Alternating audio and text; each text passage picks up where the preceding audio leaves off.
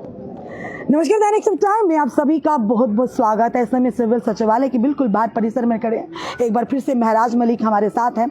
महराज जी, आपके ऊपर बड़े सवाल अब उठ रहे हैं कि आप असेंबली में आवाज़ उठा रहे हैं अपनी सैलरी को लेकर। आवाज़ तो आप बड़ी सारी उठा रहे हैं, तो लोग अब कटाक्ष करना शुरू हो गए हैं कि क्यों इनकी सैलरी, अपनी सैलरी की पड़ी है, डेली वेजर्स की बात करें, उनकी सैलरी मिलनी चाहिए, बढ़ानी चाहिए, मिनिमम वेजेस एक्ट लागू करना चाहिए, लाठीचार्ज पर बात करनी चाहिए। ये हम नहीं कह रहे, ये लोग कह रहे, उसी के आधार पर आपसे ये एक वक्त था जो ख़त्म हो गया, ये एक लम्हा था जो बात होगी। अब दौरे जदीद के अंदर क्या हो रहा है, जैसे अभी आप बाहर कवर कर रहे थे, मैं तो वापस चले गया था, मैं थोड़ा रात को सो नहीं पाया था। जब मैंने कुछ वीडियोस देखे, मैं देखना चाह रहा था ये लाठियाँ कहाँ बरसाई जा रही है, इसलिए मैं वापस आया हूँ। दौरे जदीद के बारे में अगर बात की जाए तो बेहतर है। ये सवाल जिन लोगों ने किए हैं ये अच्छा नहीं है और ये हमारे गले से उतने उतरता है, इसका जवाब हमने ऑलरेडी दिया। अब आज सुनिए, आज फिर से कल की बात करें, कल तवी पुल के ऊपर लाठीचार्ज हुआ, कुछ दिन पहले की बात करें डेली वेजर्स के ऊपर लाठीचार्ज हुआ, उसके बाद आज की बात करें फायर एंड इमरजेंसी सर्विस का घोटाला जो 2013 में हुआ था। घोटाले पे घोटाले हो रहे हैं। 12 साल से उन युवाओं का भविष्य ताक पर है। गलतियां एडमिनिस्ट्रेशन करती है, विभाग करता है, उसका खमियाजा हमारे युवाओं को क्यों भुगतना पड़े? आज भी उन पर लाठीचार्ज हुआ। सवाल आपने किसी भी भाजपा से पूछा, उन्होंने क्या जवाब दिया? अभी पूछा उनके, वो कह रहे हैं कि ये उमर अब्दुल्ला जी को देखना चाहिए। तो होम विभाग तो अब एक बात देखिए, यही बात मैं कह रहा हूँ, भाजपा के लोगों को कोई हक भी नहीं है इस मसले पे बात करना और ना ही आप लोग उनसे इन सवालों के जवाब पूछे, क्योंकि ये जो लाठियां बरसाई गई हैं अभी, जो बाहर हों या तवी पुल पे बरसाई हों या कश्मीर के अंदर हो, आपने ये तमाशा आज ही देखा, कोई नई बार देखा कि आज से पहले? नहीं, 10 साल से देखते आ रहे हैं। तो 10 साल के अंदर बेहतर ये लोग भी तो थे। बिल्कुल, जब वही सवाल किया, एलजी का शासन था। देखिए, यहाँ सरकार के अंदर मैं सरकार का हिस्सा हूँ, मैं आम आदमी पार्टी से हूँ, यहाँ कांग्रेस समर्थन दी है, यहाँ पीडीपी समर्थन दी है, यहाँ अन्य जो है इंडिपेंडेंट एमएलएज ने समर्थन दिया। उमर साहब को फैसला लेने से पहले हो सकता है सबको पूछना पड़े। जब इनका अकेला एलजी था तब इनको किसी को पूछने की जरूरत ही नहीं थी। तब रोड़ा उमर अब्दुल्ला नहीं था, महबूबा मुफ्ती नहीं थी, जम्मू कश्मीर का कोई नागरिक नहीं था।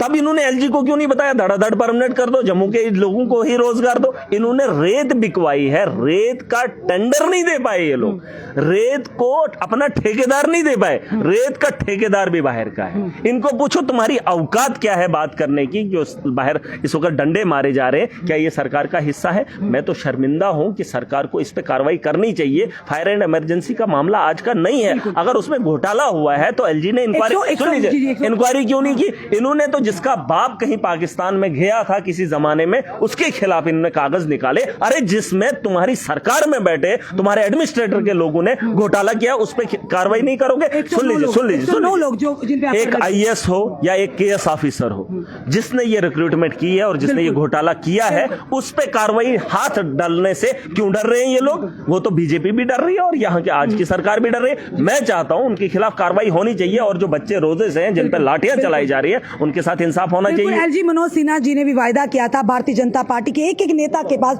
वो युवा गए थे, उन्होंने कहा था हमें इंसाफ दीजिए, उन्होंने आश्वासन मिला था कि इंसाफ होगा। अल्टीमेटली ये मामला जो एलजी मनोज सिन्हा जी तक पहुंचा, परोस कर दिए उन्होंने सारे तथ्य। संडे के दिन ज्वाइनिंग होती है, आप भी जानते हैं, संडे के दिन किसी की ऑफिशियल ज्वाइनिंग होती है क्या? देखिए, यहाँ पर बहुत कुछ हुआ है बीजेपी के दौर के अंदर। आप ये बात भूल रहे हैं कि एक मामले को उठाकर मुझे एक काम बता दीजिए जो जम्मू कश्मीर की बेहतरी के लिए यहाँ पर हुआ हो।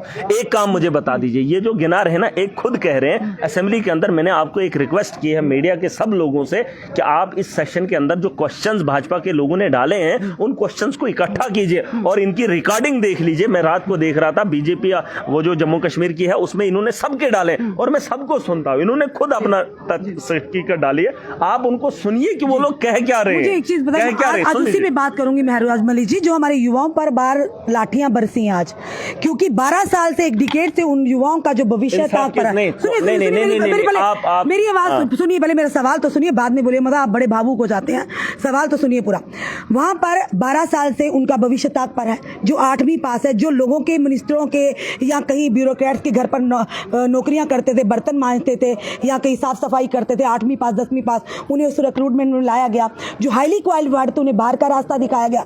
संडे के दिन ज्वाइनिंग होती है, हाउस बोर्ड में बैठकर पेपर होते हैं, पेपर लाखों के हिसाब से बेचे जाते हैं, एक परिवार के 6-6 बच्चे, उन्हें नौकरियां दी जाती हैं। ये युवाओं के साथ वादा किया था। उसके बाद एलजी मनोज सिन्हा जी ने 3 कमेटी मेंबर का गठन किया था, जिसमें आर गोयल साहब भी थे। कमेटी की रिपोर्ट का आज तक इंतजार कर रहे हैं, रिपोर्ट नहीं आई, पर हाँ केस जो है सीबीआई को सौंप दिया गया। सीबीआई ने 109 लोगों पर एफआईआर लगाई है। एफआईआर लगने के बाद वो इस समय नौकरी कर रहे हैं, सरकार के खजाने से तनख्वाहें ले रहे हैं, और जो वाकई डिजर्विंग कैंडिडेट है वो आज लाठी चार्ज खा रहे हैं। देखिए, ये नौकरी बेचने वाला कौन है? ये संडे के दिन रिक्रूटमेंट करने वाला कौन है? आप अंदाजा लगा सकते हैं ये कितना बड़ा आदमी होगा जो इतना तामझाम भून रहा है, और उसके खिलाफ सरकार कार्रवाई नहीं कर पाई, एलजी मनोज सिन्हा कार्रवाई नहीं कर पाया, और ये बच्चे लाठी नहीं खाएंगे। आपको फिलहाल ये बात समझनी है कि ये आदमी कर कौन सकता है, ये काम कर कौन सकता है, और ये काम करने वाला या बचाने का प्रयास किया नहीं, 2 ही आदमी है, एक ब्यूरोक्रेट है, दूसरा पॉलिटिशियन है, और 2 लोगों के खिलाफ इन्होंने कहा था हम युद्ध छेड़ देंगे। जम्मू कश्मीर के अंदर माफिया खत्म, कहाँ खत्म किया ना उन्होंने किया। अब सरकार से उम्मीद है, मैं पूछूंगा इनसे। सुनील जी से हमने पूछा, वो कहते हैं ये घोटाला जो है, एलजी मनोज सिन्हा जी ने, एलओपी लीडर ऑफ ऑपोजिशन, उन्होंने कहा ये घोटाला जो निकला है फायर इमरजेंसी सर्विस का, ये एलजी के शासन में निकला है। नहीं, आपका ये रिटायरमेंट इधर ही हो जाएंगे लाठियां खाते खाते। जब एलजी के शासन में निकला था, उन लोगों को अंदर क्यों नहीं किया? इनका हक क्यों नहीं दिलाया? ये बोलेंगे हमने कार्रवाई की, ये किया, ये जवाब है इन लोगों का। 6 साल के अंदर कार्रवाई, जब पता है, जब आपको इतना नॉलेज है कि संडे के दिन जो है अपॉइंटमेंट हुआ, नहीं आप बोल रहे हैं, जब इनको पता है, इन्होंने तो नहीं, आप मेरी बात सुने, एलजी तो मिनट में ऑर्डर निकालता है, इसका मिलिटेंसी के साथ संबंध है, निकाल दो नौकरी से। उनके खिलाफ उनको नहीं बोला अंदर कर दो, और इनको जो है अपनी नौकरी दे दो। बस ये जवाब नहीं पूछा आपने इनसे, हमने पूछा ना, तो फिर क्या बोला? हमने पूछा ना इनसे, भाई कार्रवाई कर रहे हैं, 10 साल से कार्रवाई करेंगे। पर 109 पर जो एफआईआर लगी है, उन्हें वो काम, वो 109 का डिपार्टमेंट में काम कर रहे हैं। वही ये सवाल एलजी उसको नहीं पूछना था, एलओपी साहब को। उन्होंने एलओपी साहब ने कहा कि हमारे ही एलजी के शासन में ये घोटाला सामने आया। पहली सरकारों ने घोटाला किया, सामने नहीं आता था। फिलहाल उसको पता है नहीं।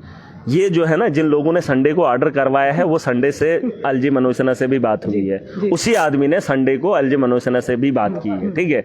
और जो उसने उस दिन काम किया है, वही उसने उसके साथ भी काम किया है। 109 लोग वो अभी भी ड्यूटी करेंगे, वो सारा तामझाम भुना गया होता है, और ये वही लोग हैं जो इंसाफ नहीं करेंगे, जो सिर्फ पेटियों की पेटियां यहाँ से उठा कर गए हैं। और एलजी के दौर में जितनी लूटमार हुई है, ये इसको भी पता है। यहाँ पर जो बाहर का स्टाफ लाकर सारी की सारी वसूली बाहर हुई है, और माफिया जितना हुआ है, मैं आपको फैक्ट्स बताऊंगा अभी आने वाले कल में, जब इसका ये जो ग्रांट्स चली रही है ना, 3 दिन के अंदर मैं आपको फैक्ट्स बताऊंगा, और मैं बताऊंगा कि एलजी मनोज सिन्हा के दौर में कितनी करप्शन हुई है, और उसमें इन लोगों का भी हाथ हुआ होगा। आने वाले कल में आप खुद देखेंगे।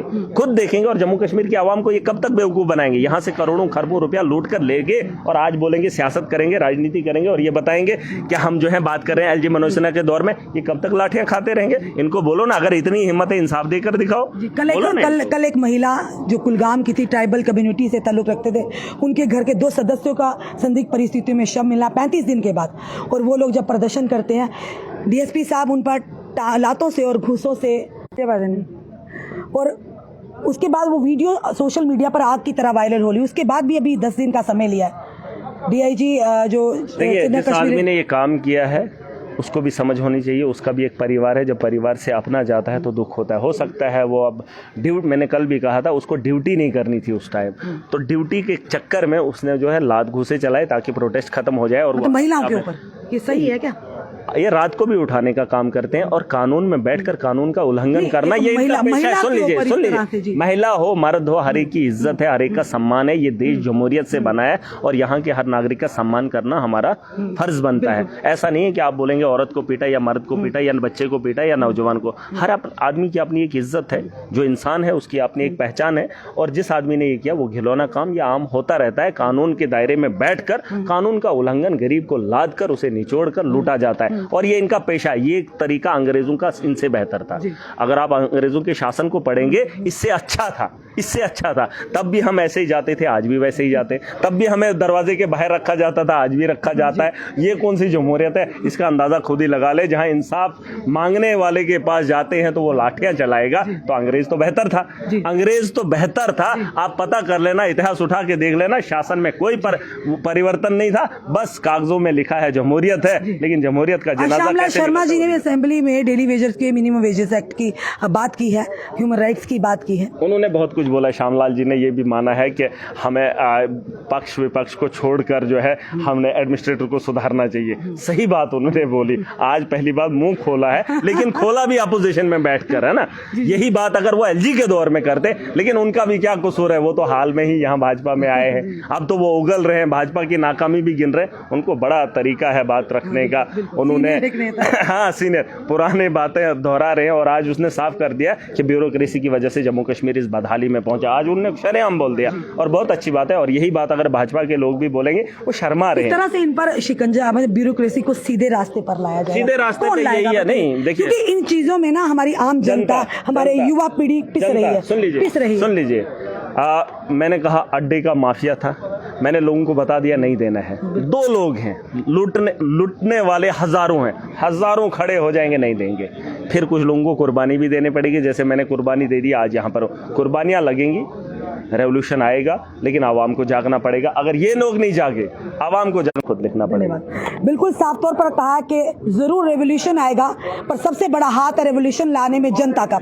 आम जनता को जागरूक होना होगा, मजहब मिल्लत से, राजनीति से ऊपर उठकर अपने हक की आवाज को उठाना होगा, तभी आपको आपका अधिकार मिलेगा।